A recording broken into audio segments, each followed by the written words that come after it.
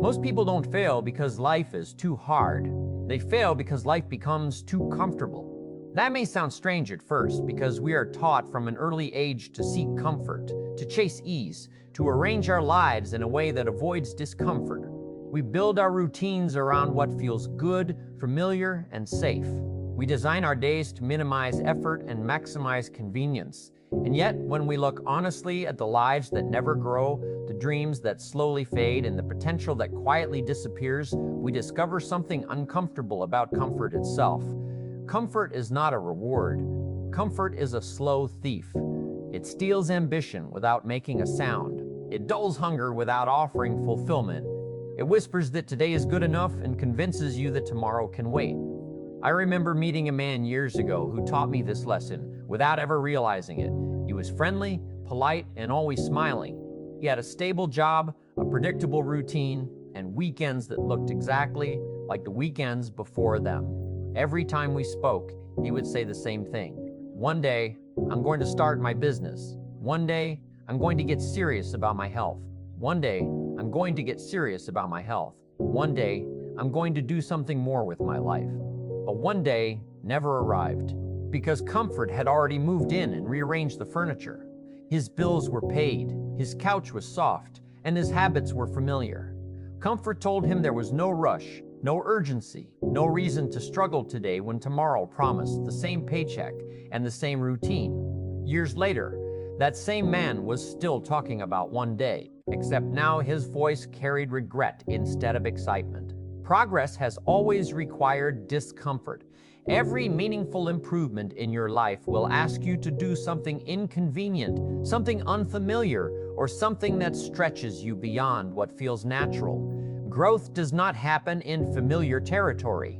It happens when you step into uncertainty and stay there long enough to learn. Comfort wants you to repeat yesterday because yesterday didn't hurt. Progress demands that you challenge yesterday because yesterday isn't enough anymore. The problem is not that comfort exists.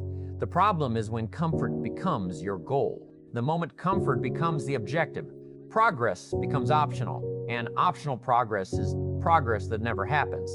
Think about how nature works. Muscles grow only when they are stressed. Seeds grow only when they are buried in darkness. Strength, wisdom, and resilience are not developed through ease.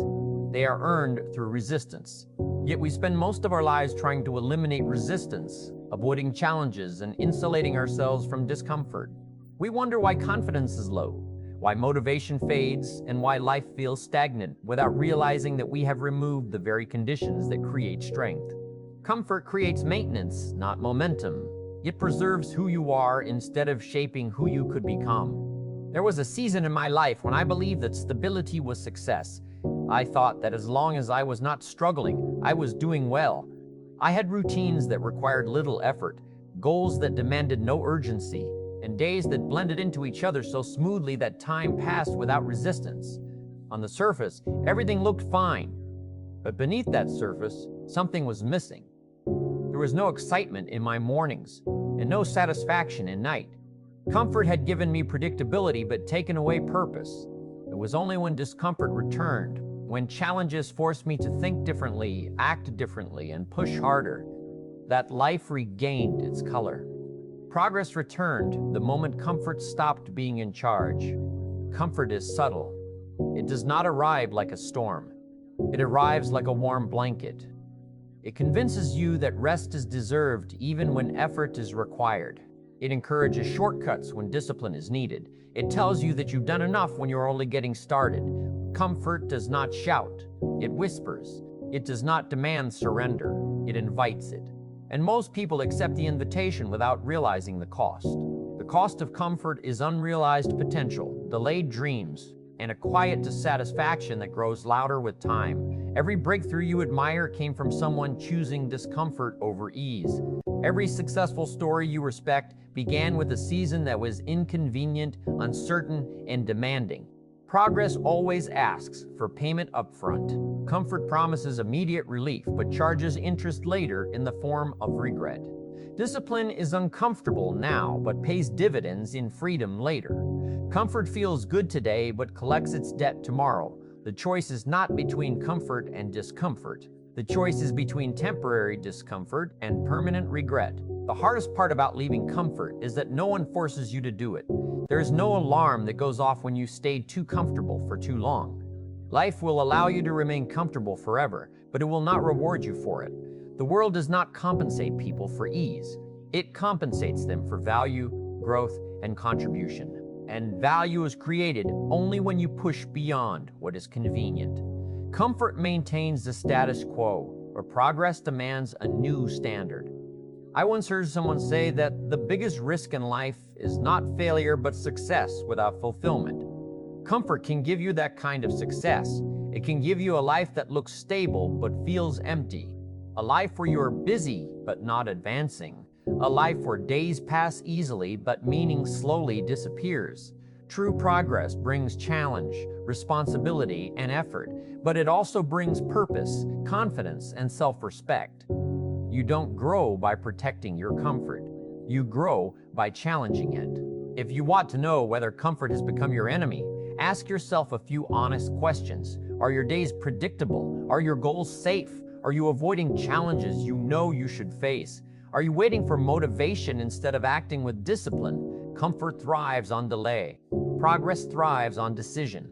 The moment you decide to do what is hard instead of what is easy, progress begins. The moment you choose effort over ease, life starts to move forward again. Discomfort is not punishment, it is instruction. It teaches you what you are capable of. It reveals strengths you did not know you had. It builds confidence that comfort can never provide. Confidence comes from doing hard things, not avoiding them. Self-belief is earned through action, not imagined through comfort. When you face discomfort voluntarily, you gain control over your life instead of being controlled by convenience. Comfort will always be available. That is why it is so dangerous. There will always be a softer option, an easier route, a reason to wait. Progress, on the other hand, is always demanding. It asks you to wake up earlier, work harder, think deeper, and persist longer than feels natural. But it also gives you something comfort never can: the pride of knowing you did not settle, the satisfaction of knowing you pushed beyond excuses, the fulfillment of becoming more than you were yesterday.